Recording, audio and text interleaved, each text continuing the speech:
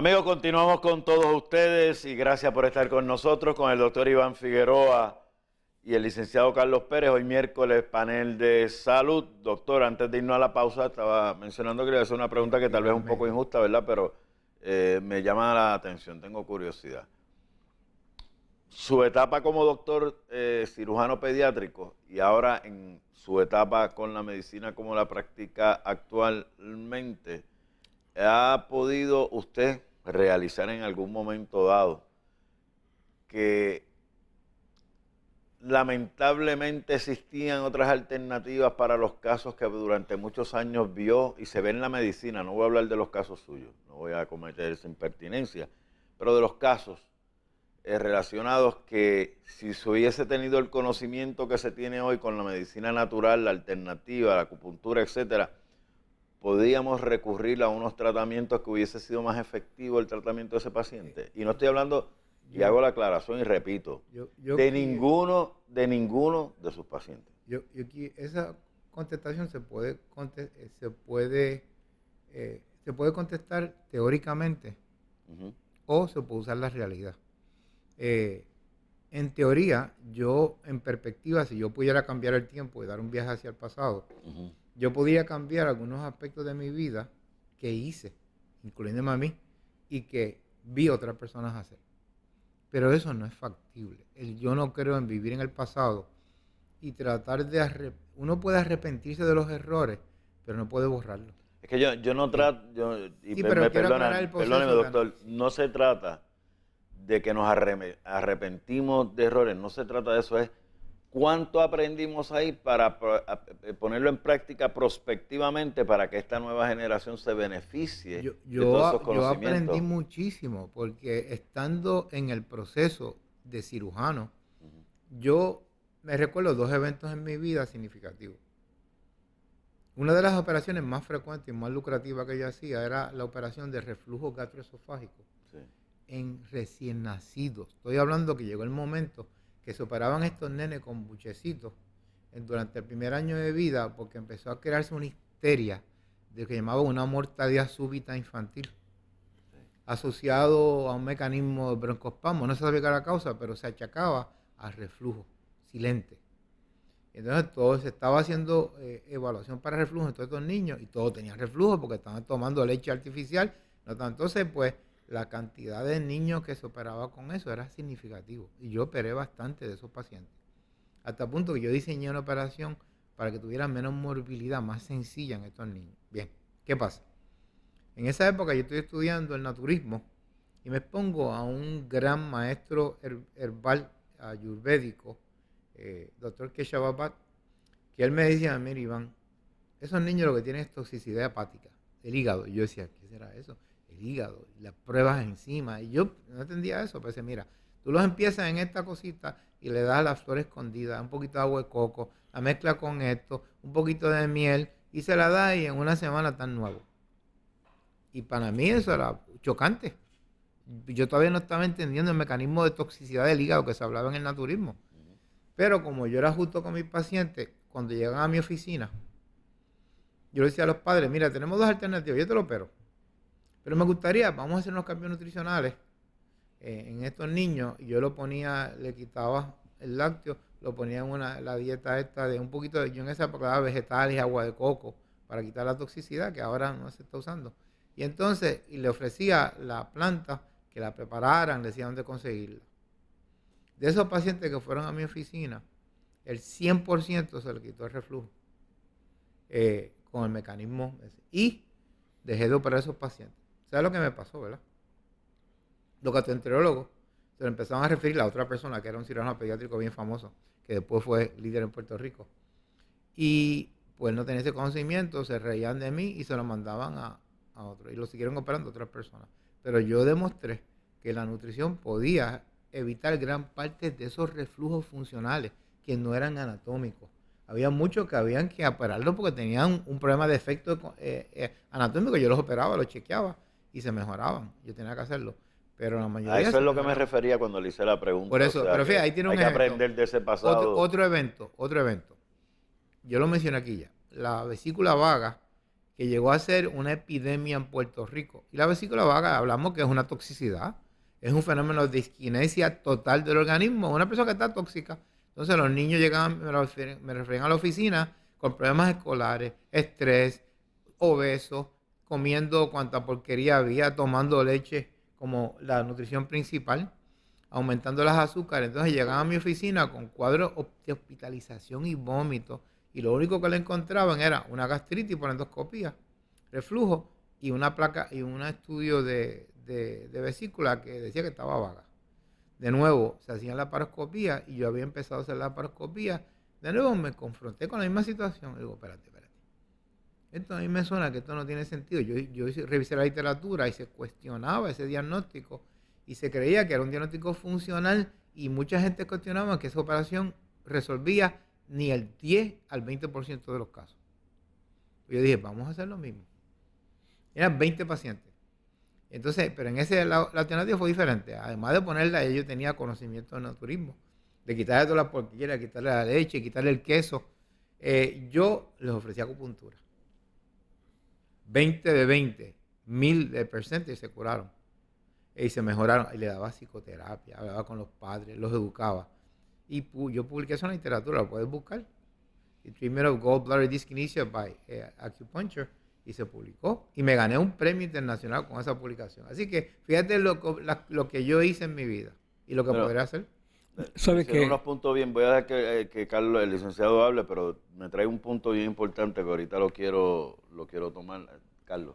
Sí, esa experiencia que tuvo el doctor, pues cuando él vio que a través de un approach nutricional pudo trabajar los reflujos en sus pacientitos,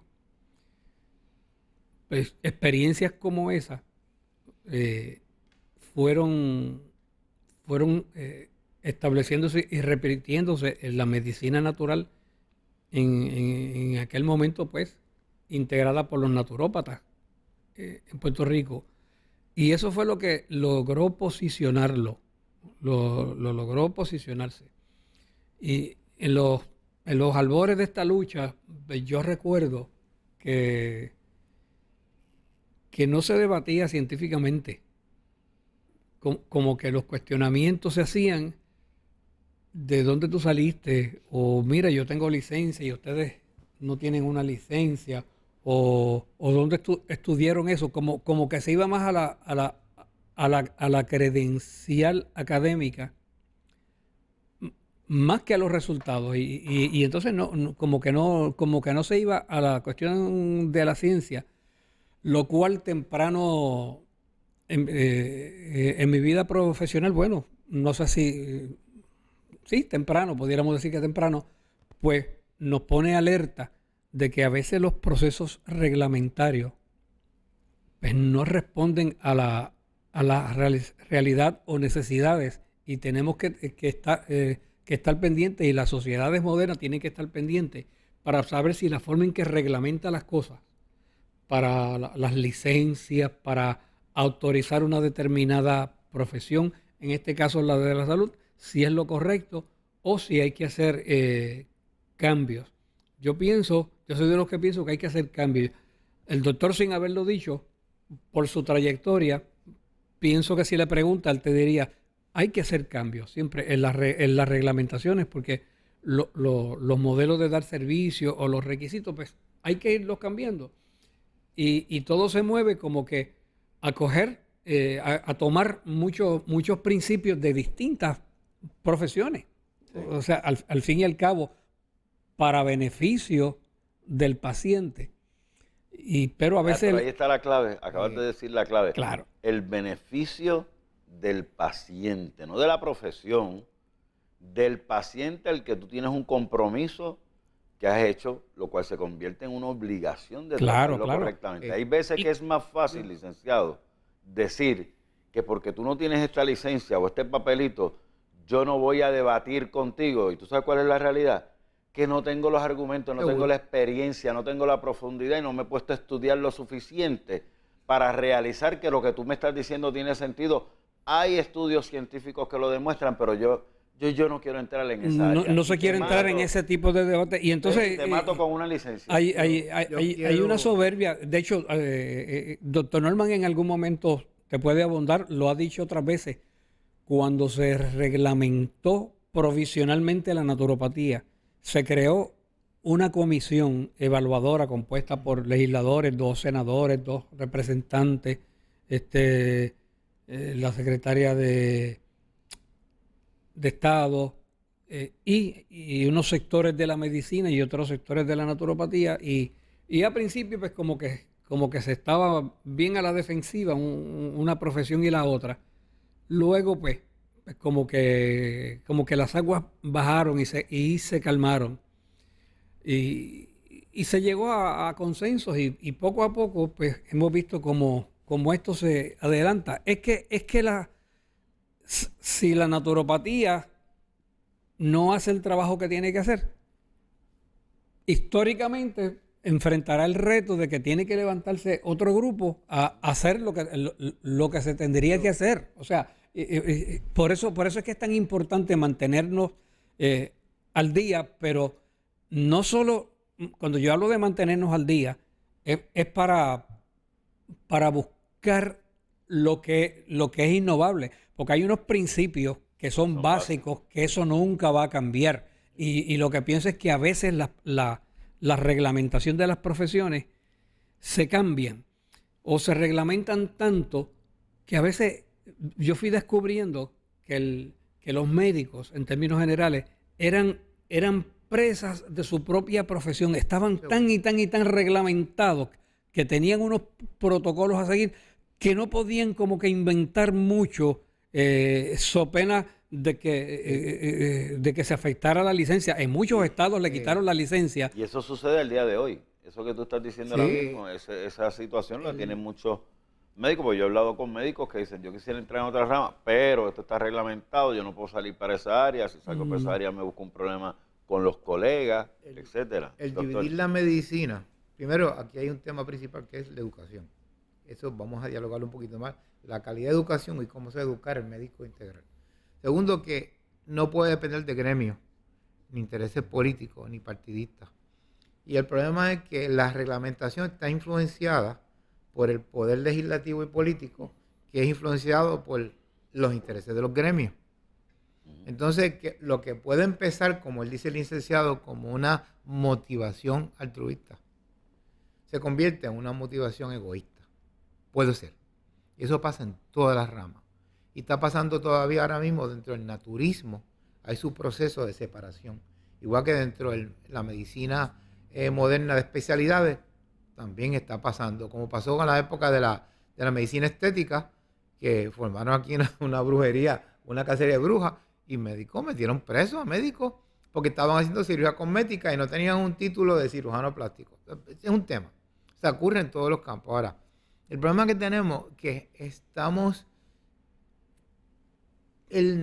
la medicina natural e integral, es natural e integral. Hace uso de todos los recursos necesarios que sean beneficiosos para el ser humano y que busque el bienestar de ese organismo de la manera menos invasiva posible, que altere el proceso natural lo menos posible. Ahora, definir cuál es esa va a depender de qué escuela y qué barrio tú vienes. Entonces vamos a ver que aún en el naturismo tenemos escuelas. Vamos a ser realistas. Y a veces la medicina pasa también. Y entonces en ese proceso de batallas de separación no podemos unirnos. Para mí, la filosofía, en un editorial que yo escribí hace 15 años en El Nuevo Día, lo publicaron, una medicina, una sola educación. Debe haber un médico, una filosofía educativa que integre todos los conceptos y eliminar que si quiropráctica, osteopática, alopática. Es un concepto básico, 4 años de estudio si quieres, o 2 años de estudio, 3 años de estudio. Y de ahí entonces tú pasas al campo, tú quieres ser cirujano, pues métete a la cirugía. Tú quieres ser acupuntura y medicina tradicional china, tú quieres ser manipulador y quiropráctico, haz eso. Pero todo el mundo se educa igual. La parte nutricional, la parte preventiva, la salud, la parte de salud. Entonces, esa es mi filosofía. Ese es idealista. Lo que pasa, doctor, es que hay unos paradigmas que a veces están encontrados. Y eso es bueno, porque es que vivimos una sociedad pluralista. O sea, de la misma manera que hay religiones, pues cuando se establecen unos absolutos según la percepción humana, pues las escuelas de medicina surgen automáticamente. Incluso Por en la factores profesión económicos. médica, a veces, bueno, factores económicos. parece interés económico, pero a veces una especialidad tiene un Aquí concepto hay 4 de escuela de medicina en Puerto Rico, distinto. 4 escuelas. No, Sin las naturales. no, yo me refiero a escuela de pensamiento, no estaba pensando en las universidades. Una escuela de pensamiento tiene un paradigma que puede estar reñido con otro. Y entonces lo que ocurrió es que la medicina como profesión, como que quería ser el árbitro o el termómetro, como que todo el mundo tenía que transar por ese paradigma, y ahí hubo problemas, porque fíjate que cuando entró la medicina natural se vino con unos conceptos diferentes al que tenía la medicina, y entonces a veces tienen que coexistir y dejar que sea el paciente el que resuelva Muy bien. de Eso cómo, está muy de bien. cómo yo quiero que me traten a mí. Que tenga Muy bien, alternativas, muy bien, eso es muy porque bueno. es su derecho, es su Yo- derecho yo quiero- y es su salud. Y tengo que ir a una pausa, doctor. Seguro. Es su derecho y es su salud, y eso hay que respetarlo. Pero yo opino que del choque y la controversia que ambos mencionan y de todas esas ideas que las vemos en momentos dados bien negativas, esto va a ser un desastre, de todos esos choques surgen cosas positivas en beneficio del paciente. Claro. Y insisto, paciente. Amigos, vamos a una pausa, regresamos con ustedes en breve y sus mensajes de texto que ya los estamos recibiendo.